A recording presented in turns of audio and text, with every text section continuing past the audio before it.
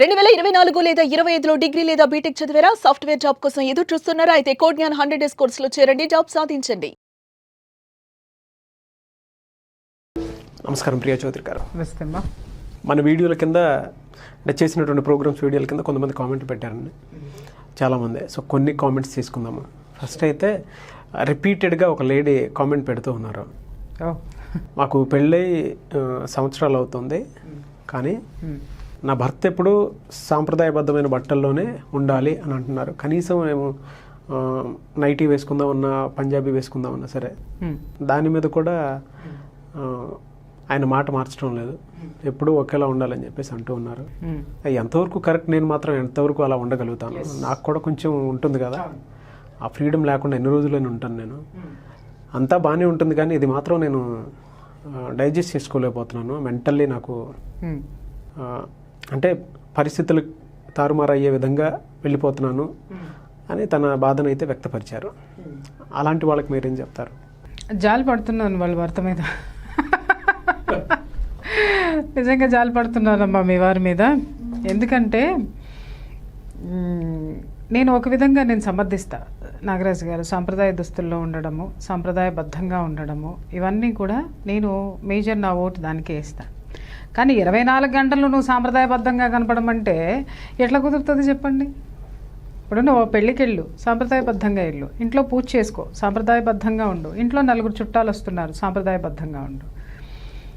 ఒక షాపింగ్కి వెళ్తున్నావు, లేకపోతే తన ఫ్రెండ్స్తో ఎక్కడికన్నా వెళ్తుంది, లేదా నలుగురిలో జాలీగా ఎక్కడికన్నా పిక్నిక్కి వెళ్తున్నారు, అప్పుడు కూడా సాంప్రదాయబద్ధంగా వెళ్ళమంటే ఎట్లా వెళ్తారంటే?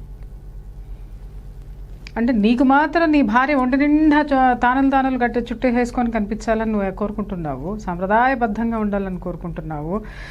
మరి అదే స్వేచ్ఛ ఆమెకు కూడా ఉంటుంది కదండి. ఆవిడేమి బట్టలు తీసుకుని వెళ్ళిపోతానని అనట్లేదు, లేకపోతే బికినీలు వేసుకుని తిరుగుతానని అనట్లేదు కదా. ఏ స్త్రీ అయినా సరే అంతేనండి. అంటే కొంతమంది మితిమీరిన స్వేచ్ఛతోటి మనం ఎపిసోడ్ కూడా చేసాం మనం వీటి మీద, ఆడపిల్లల డ్రెస్సింగ్ సెన్స్ మీద. దాంట్లో కూడా నేనేం చెప్పానంటే ఏదైనా వేసుకోండి, కానీ ఎక్కడ ఏ పరిస్థితుల్లో వేసుకోవాలో అక్కడికి అవి మెయింటైన్ చేయండి అని స్పష్టంగా చెప్పాను నేను దాంట్లో. అంతేగాని 24 అవర్స్ చీరలు కట్టుకోండి, 24 అవర్స్ మడి కట్టుకోండి, 24 అవర్స్ సాంప్రదాయబద్ధంగా పోగులు పెట్టుకోండి, తర్వాత మెళ్ళల్లో హారాలు వేసుకోండి, చేతింట గాజులే, అది ఈ రోజుల్లో కుదరదు నాగరాజు గారు. ఒకప్పుడు ఇట్స్ ఓకే. అవును, స్త్రీకి ఈ ఒక విధంగా చెప్పాలంటే మరి ఆ రోజుల్లో సాంప్రదాయబద్ధమైనటువంటి రోజులు తీసుకుంటే ఆడది గడప దాటేది కాదు, అన్ని గడపలోకే వచ్చేవి. కానీ వాళ్ళ ఆడది గడప దాటితే కానీ నీళ్లు నడవట్లేదు, గడవట్లేదు. మరి అటువంటి అప్పుడు ఆవిడకి కూడా కొన్ని వెసులుబాట్లు ఉండాలిగా. అవును, ఆవిడకి కూడా నువ్వు విలువ ఇవ్వాలి కదా. ఎంతసేపు నీ ఇష్టం వచ్చినట్టు ఉండాలంటే మొనాటిని రాదా అండి? ఇప్పుడు ఆయన అడుగుతున్నాను నేను, మీరు కుర్తా పైజమా వేసుకుంటున్నారా, పంచే కట్టుకుంటున్నారా? అంతే కదా. మరి మన సాంప్రదాయం అంటే ఆయన వేసుకునే ప్యాంట్లు కాదు కదండి. అవును, కుర్తా పైజమా ఆర్ పంచే, లాల్చీ, కండువా ఆయన కూడా వేసుకుంటున్నారా? ఒకసారి క్వశ్చన్ చేయాలి ఆయన్ని. ఎంతసేపు ఎదుటి వాళ్ళకి మన అభిప్రాయాలు రుద్దేస్తా కూర్చుంటే ఎలాగా? అభిప్రాయాలు చెప్పాలి తప్ప నాగరాజు గారు ఎప్పుడు రుద్దకూడదు. అది వర్కౌట్ కావు, అది ఫ్రస్ట్రేషన్లోకి దిగుతాయి, మన మీద ఉన్న గౌరవాన్ని తీసేస్తాయి. అట్లా అమ్మ మీకేం చెప్తున్నాను అని అంటే, మీరు మరీ అంత మీరు ఏదో పరిస్థితులు చేదాటిపోయేంతగా వెళ్తున్నాను అని చెప్పేసి అని మీరు అన్నారు.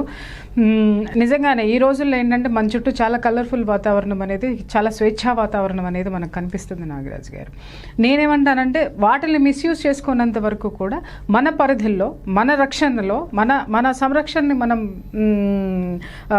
ఏర్పాటు చేసుకుంటూ మన ఇష్టం వచ్చినట్టు మనం ఉండొచ్చు. సాంప్రదాయాన్ని తప్పద్దు, అలాగని సాంప్రదాయంలో మాత్రమే ఉండద్దు.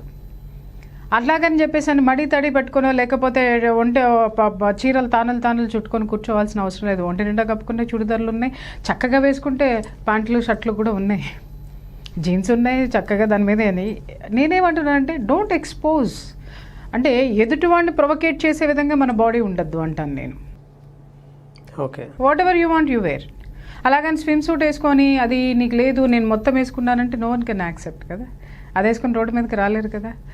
అది గమనించాలి. మగవాళ్ళు కొంతమంది చాలామంది ఛాదస్థమైనటువంటి అభిప్రాయాలు ఉన్నవాళ్ళు ఉంటారు. సార్ కాలం మారింది, కాలంతో పాటు మీరు కూడా కొద్దిగా మారండి. ఆ మాత్రం కొద్ది వెసులుబాటు కూడా భార్యలకు ఇవ్వకపోతే అది ఫ్రస్ట్రేషన్ కింద దారితీసి ఆ ఫ్రస్ట్రేషన్ మీ యొక్క సంసార జీవితంలో చాలా అలజడులు సృష్టించేటటువంటి అవకాశం ఉంటుంది. ఆవిడ మరీ మితిమీరమైన కోరికలు కోరుకుంటే మీరు ఎక్స్ప్లెయిన్ చేయండి అది కాదు అని. అంతేగాని రెస్ట్రిక్టెడ్గా సంప్రదాయబద్ధంగా ఉండాలంటే నాకు చాలా ఇష్టం నాగరాజు గారు. బోల్డ్ అని నగలేసుకోవటం ఇష్టం, పట్టు చీరలు కట్టుకోవటం ఇష్టం, లేకపోతే ఇంకా సాంప్రదాయబద్ధమైన ఇష్టం. ఎంతవరకు ఇష్టం? రోజు కట్టుకొని కూర్చోమంటే నా వల్ల కాదు. పండగ వచ్చిందంటే చాలా సాంప్రదాయబద్ధంగా ఉంటాను. నేను గుడికి వెళ్ళాలంటే సాంప్రదాయబద్ధంగా వెళ్తాను. ఒకరోజు మూడ్ బాగాలేదు అని అంటే అన్నీ తీసి పక్కన పడేసి పండగ అయినా సరే ఇంట్లో కూర్చొని ఆ నైటీనే వేసుకుని కూర్చుంటా. It depends upon my attitude, moods. అంటే నువ్వు కూర్చుంటావు కదా అని చెప్పేసి అని కింద దిక్కుమాలిన స్క్రోలింగ్లు మొదలు వస్తాయి. నైటీ వేసుకుని కూర్చుంటానంటే ఇన్ ద సెన్స్ అండి ఏమి చెయ్యకాని కాదు. ఆ రోజు ఒంట్లో బాగోకపోవచ్చు, మనసు బాగోకపోవచ్చు, చేయబుద్ధి కాదు మని. అట్లా ఆడదానికి ఒక మనసు ఉంటుందండి. కొన్ని కోరికలు ఉంటాయి. మీరు ఎలాగో మహిళలు కోరుకునేటటువంటి మహిళలు కాదండి, భార్యలు కోరుకునే కోరికలు మీరు ఎలాగో తీర్చలేరు. అట్లీస్ట్ వేసుకునే బట్టల్లోనన్నా కొంత వెసులుబాటు ఇవ్వండి, కొంత స్వేచ్ఛనివ్వండి. బయట వాతావరణానికి ఎలాగో మీరు స్వేచ్ఛనివ్వరు. ఆ స్వేచ్ఛని అందిపుచ్చుకుంటానికి కూడా ఈరోజు మహిళలు అంత సిద్ధంగా లేరు. కంఫర్టబుల్గా ఇల్లు ఉంది, భర్త ఉన్నాడు అని అంటే అంతకు మించిన కంఫర్టబుల్ లైఫ్ ఇంకొకటి లేదని చెప్పి హ్యాపీగా బతికేస్తున్నారండి ఇవాళ రేపు. ఎందుకంటే బయటికి పోతే 10 మందితో ఫేస్ చేయాల్సి వస్తుంది. కాబట్టి ఇంట్లో బాగా చూసుకుంటే ఇల్లు దాటాల్సిన అవసరం ఎవరికీ లేదు. కానీ ఒక స్వేచ్ఛ ఇవ్వండి. కొంత స్వేచ్ఛ అయితే మాత్రం కావాల్సినటువంటి అవసరం ఉంది. ఆ కొంత స్వేచ్ఛ గనక పురుషులు ఇవ్వకపోతే నాగరాజు గారు పూర్తి స్వేచ్ఛను తీసుకుని వెళ్ళిపోయే పరిస్థితులు వస్తాయి. ఆ సిచ్యుయేషన్స్ని కొని తెచ్చుకోవద్దు, ఆ ప్రమాదాలని కొని తెచ్చుకోవద్దు. ఎంతవరకు అండి పిల్లిని కూడా లోపల పెట్టి కొడుతూ కూర్చుంటే అది పద్దాక అటు ఇటు 4 సార్లు పరిగెడుతుంది. దాని ఓపిక అయిపోతుంది అనుకున్నప్పుడు అది సహించలేనప్పుడు ఏం చేస్తుందంటే ఎగిరి దూకుతుంది మన మీదకి. పిల్లే కదా అని అనుకుంటా ఒక్కసారి గోళ్ళు పెట్టి ఇది చేసిందంటే మనం పరిగెత్తాలి డోర్లు తీసుకుని బయటికి. ఆ పరిస్థితిని మాత్రము మన యొక్క అభిప్రాయాల్ని, పురుషులు భర్తల యొక్క అభిప్రాయాల్ని, వాళ్ళ యొక్క దాన్ని ఏమంటారు కోరికల్ని బలవంతంగా మాత్రం భార్యల మీద రుద్దకండి. ఉండండి. ఎందుకంటే కొంత భార్యలు కూడా సహకరించాల్సినటువంటి అవసరం ఉంది. మరి భార్యని మీకు పూర్తిగా సహకరించాలనుకున్నప్పుడు సగమన్నా మీరు భార్యకి సహకరించాలిగా, కొంత భాగమన్నా సహకరించాలి కదా. వేసుకొనివ్వండి. ఏమైంది? ఒకవేళ అభ్యంతరకరంగా ఉంటే ఆవిడకే చెప్పండి, చూడమ్మా ఇదిగో 10 మందిలోకి వెళ్తే నువ్వు వేసుకున్న డ్రెస్ ఇట్లా అభ్యంతరకరంగా ఉంది, నాకు కొంచెం కాస్త నలుగురిలో ఏదైనా మాట్లాడడానికి కానీ చేయడానికి కానీ నాకు కొంచెం తలవంపులుగా ఉండేటట్లుంది, ఇది కాదు ఇది మార్చి ఇలా వేసుకో అని చెప్పండి. ఇంతసేపు నీ భార్య సాంప్రదాయబద్ధంగా మీరు కూడా పంచ పైజమా వేసుకుని కూర్చోండి, ఆవిడ కూడా కూర్చుంటుంది. అదే చెప్పమ్మా. ఈసారి మాట్లాడితే మాత్రం ఉండాలి, పద్ధతిగా ఉండాలి. ఇష్టం వచ్చినా వేసుకోవచ్చు, వేయకూడదని ఎక్కడా లేదండి. పరిధులు దాటద్దంటాను నేను. ఇచ్చిన స్వేచ్ఛను సద్వినియోగం చేసుకుని మనం ఎదగటానికి ఉండాలి కానీ దిగజారిపోవటానికి ఉండద్దు.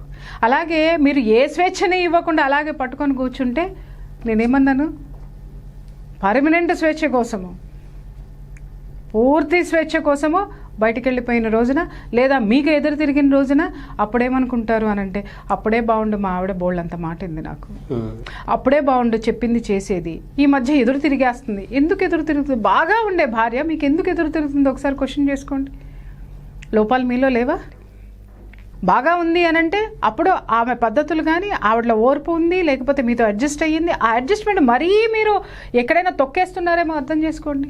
స్త్రీకి కూడా కొంత స్వేచ్ఛ కావాలి సార్, స్వేచ్ఛ కావాలి, మనసుకి స్వేచ్ఛ కావాలి, వేసుకునేటటువంటి బట్టల్లోనూ స్వేచ్ఛ కావాలి, అంతకు మించి జీవితానికి ఒక స్వేచ్ఛ కావాలి.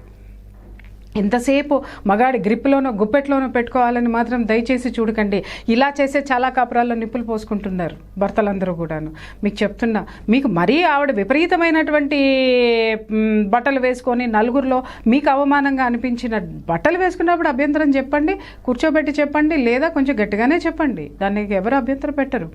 బట్ కొంత ఇవ్వండి సార్, కొంత ఇవ్వండి, స్వేచ్ఛ ఇవ్వండి. అవసరం ఇవాళ. ఎందుకంటే ఈ ప్రపంచము గ్లోబలైజేషన్లో విపరీతమైనటువంటి మనకి తెలియనటువంటి కొత్త లోకాలు మనల్ని ఉద్రేకపరుస్తున్నాయి నాగరాజు గారు.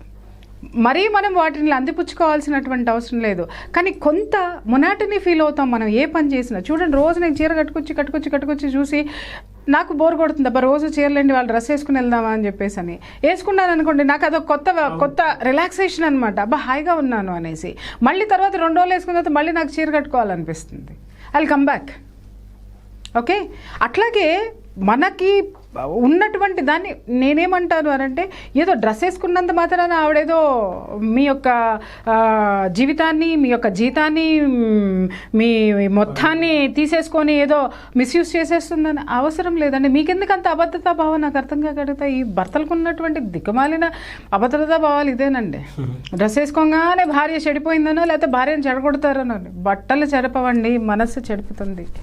ఆ మనస్సుని, ఆ భార్య మనసుని మీ చుట్టూ తిప్పుకునేటటువంటి ప్రయత్నాలు మీరెంతవరకు చేస్తున్నారో క్వశ్చన్ చేసుకోండి. ఎంతసేపు నువ్వు దా ఇదే మాట మాట్లాడతారు. అరే నువ్వేమి ఇస్తున్నావు బై చెప్పు, నువ్వేమివ్వో, బట్ అది మాత్రం వచ్చేసి నీకు అతుక్కుని పోయి ఉండాలి. నువ్వు ఏం చెప్తే అది తినాలి, నువ్వు ఏది ఇస్తే అది తినాలి, నువ్వు ఏది ఇస్తే అది కట్టుకోవాలి, నువ్వు ఏం పెడితే అది తినాలి.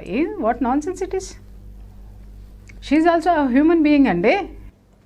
అవును, పలుపు తాడు కట్టేసిన పశువు కాదు, పసుపు తాడు కట్టినటువంటి ఒక ఆడది. ఇలా వచ్చింది, నీకు ఎన్ని రూపాల్లో వస్తుంది?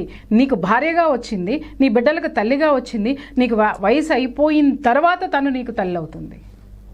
కొన్ని విషయాల్లో కూడా నీకు జీవితంలో నువ్వు నీ జీవన ప్రయాణంలో ఎన్నిసార్లు తను నీకు తల్లి నిన్ను ఓదార్చింది, స్నేహితురాలై ధైర్యం చెప్పింది, ఎంత నీకు సహకరించింది, ఇవన్నీ మర్చిపోయి ఎంతసేపు నీ అభిప్రాయాలు రుద్దేస్తే ఎట్లా?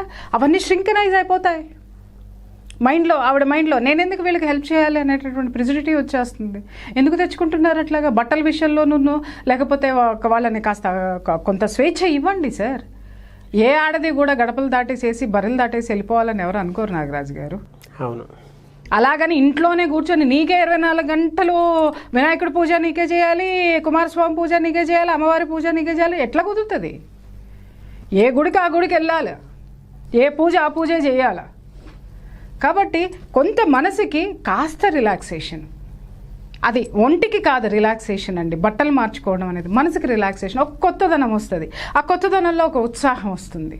అంతేగాని ఆ మాత్రం దానికే మీరు అట్లా పట్టేసేసుకుంటే, ఈ చిన్న విషయాల దగ్గర నుంచి మీరు అట్లా గుంజి పట్టుకుంటే పెద్ద పెద్ద విషయాలు త్యాగాలు మీకోసం ఆడది ఎందుకు చేయాలండి? అవును, అది నేను అంటున్నాను. దయచేసి సాంప్రదాయాలు ఉండాలి, లేకపోతే ఇంకొకటి ఉండాలి, నా భార్య నా మాట వినాలి, వినేటట్లు మీరు చేసుకోండి. మీరు లేనప్పుడు కూడా మీ భార్య మీరు వచ్చిన తర్వాత మీకు ఇష్టమైనటువంటి వంట చేసుకుని తినే భార్యలు చాలామంది ఉన్నారు తెలుసా నాగరాజు గారు. మా వారు లేరు, వచ్చిన తర్వాత వండుకొని తింటానని. అంటే అంత ప్రేమ అతను ఉంచి వెళ్తాడు అక్కడ. అది నేర్చుకోండి సార్. ఫస్ట్ భార్య మీరు లేనప్పుడు మీరు వచ్చేదాకా ఎదురు చూసేటటువంటి తత్వాన్ని మీరు ఎప్పుడైతే భార్యలో ఆ ప్రేమ తత్వాన్ని నింపుతారో, ప్రతి విషయంలో మీరు రిస్ట్రిక్షన్స్ పెట్టక్కర్లా, తను ఫాలో అయిపోద్ది మిమ్మల్ని. ఆ సూత్రం తెలుసుకోండి. థ్యాంక్ యూ సో మచ్ అండి. Thank you.